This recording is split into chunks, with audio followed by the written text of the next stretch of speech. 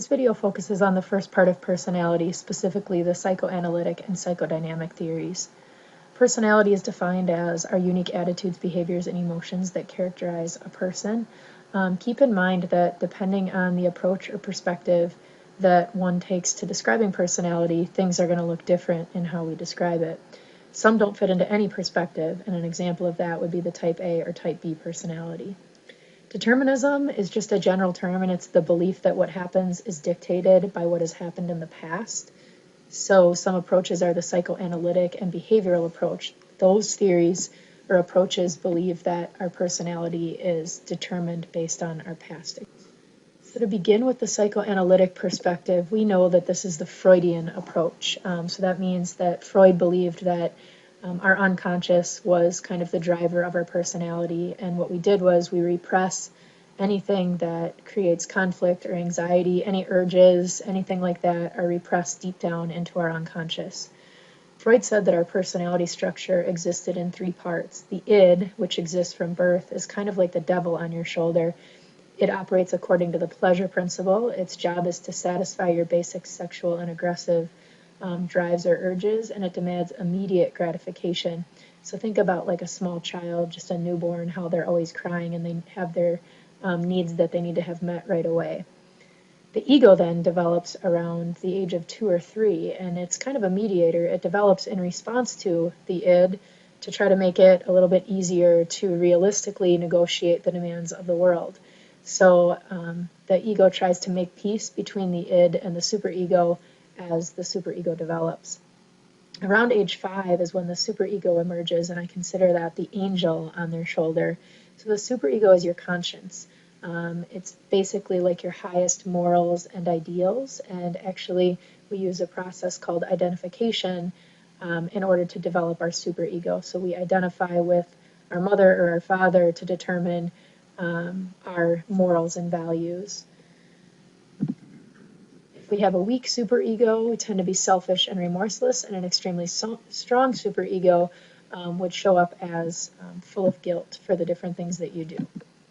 Freud is also associated with the iceberg model. So when we look at this iceberg model, we see conscious, preconscious, and unconscious. Those are all key concepts.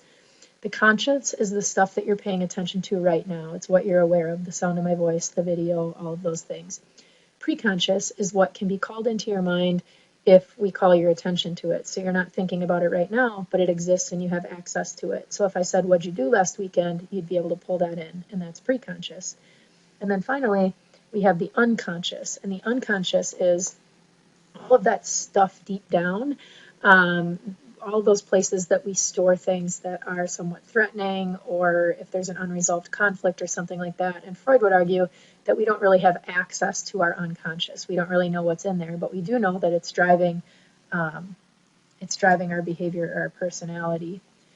So additional things that you see here then is the iceberg breaking down into the ego, the id, and then the superego. So the ego being the part that we see, the id being the part that we don't see, but it's still influencing the ego. And then the superego would be obviously having an impact or interplay on both the id and the ego. A couple other things or items of note here would be that Freud believed that the id, again being in the unconscious, contains instincts and psychic energy.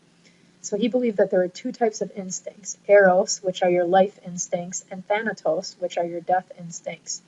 Libido is the energy that directs the life instincts, so the eros. Eros is often considered just to be the desire for sex, and then thanatos is often considered to show up in our aggressive urges. So we can see all of that existing in that id, that deep down iceberg. And then the ego, again, operating according to the reality principle, and the superego just based on our moral high ground. As Freud just came up with his personality theory, he said that people develop through a series of psychosexual stages, and they're all listed here. So our oral stage, there's the pleasure zone, which is the mouth. So biting, sucking, chewing, making noises with our mouth, all of those things. The anal stage, the pleasure zone, would be the anus. So think about going to the bathroom and deriving pleasure from that, and then coping with demands for control. Kids are toilet training during this time, so that's the demand for control. The phallic stage, the pleasure zone, is the genitals, and then Freud sort of goes a bit further here and says that during this stage, kids are coping with incestuous sexual feelings, known as the Oedipus complex. The Oedipus complex says that little boys lust after their mothers and therefore use that process of identification with their fathers that I mentioned previously. And the Electra complex, which is actually proposed in response to the Oedipus complex, says that little girls also lust after their fathers. Latency is a period where sexual feelings are dormant, so there's no real division of pleasure that happens here or anything like that. Really, we're focused on our sexual growth or our social growth and development. And then finally, the genital stage, which is from puberty on, and that's where we're focused on our maturing sexual interests. Freud also says that some of our pleasure can become fixated at the first 3 stages, so it kind of gets stuck, for lack of a better term.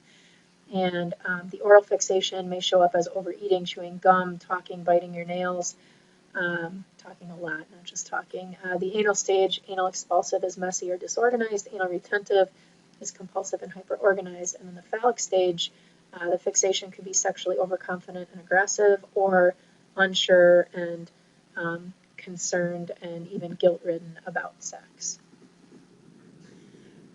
Freud also says that the ego's job is a difficult one as it tries to negotiate the tension and challenges between the id and the superego. So the ego uses defense mechanisms to try to help.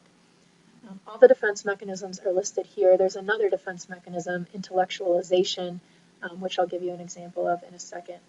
So repression is blocking information from our conscious because it's too threatening. And all of Freud's theory hinges on the idea of repression, that we push deep down anything that makes us nervous or anxious or any of those things, any unresolved conflicts. So he would say that that's why we don't remember the Oedipus complex, is because we repressed it.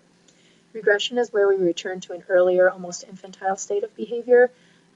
So that could be sucking your thumb or sleeping with a stuffed animal or throwing a temper tantrum, but it really is any form of earlier comforting behavior. So even if you're in your 50s, but at the age of 21 you coped with anxiety and conflict through drinking, so you lose your job at the age of 50 and then you start drinking. That's another example of regression. Projection is where you sort of accuse someone else of feeling what you're feeling. Reaction formation is expressing the opposite of how you truly feel. Displacement is where we redirect feelings toward another less threatening person or object.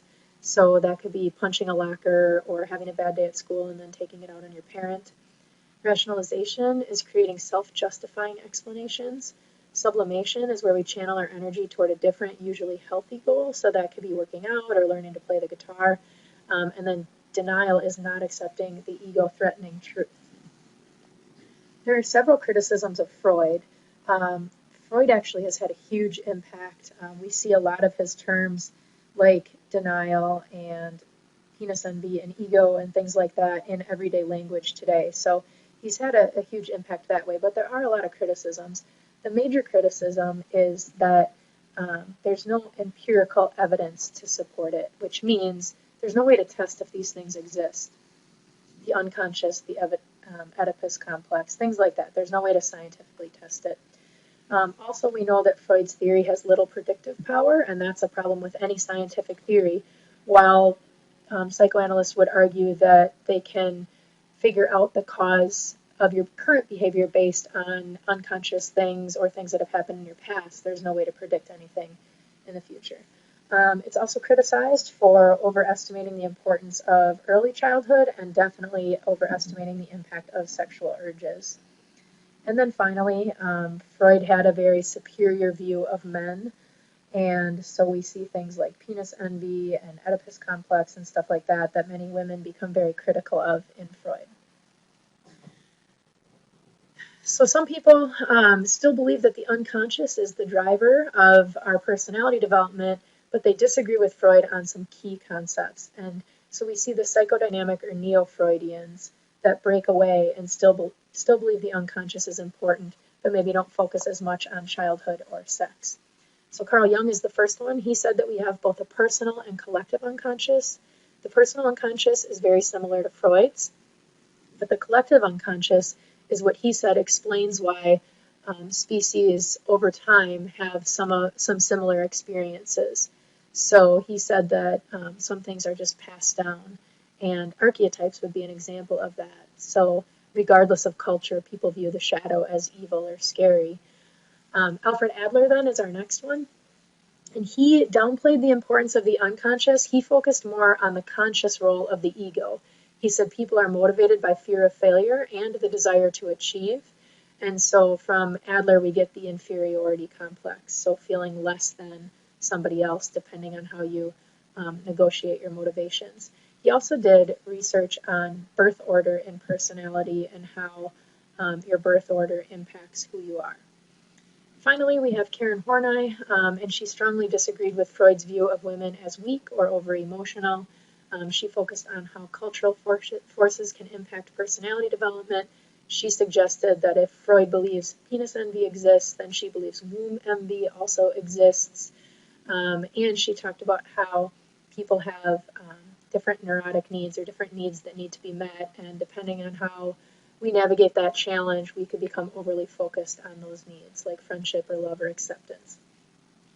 Erik Erikson is also a personality theorist, but we talk about him in the development unit, so we are going to skip him in this personality video.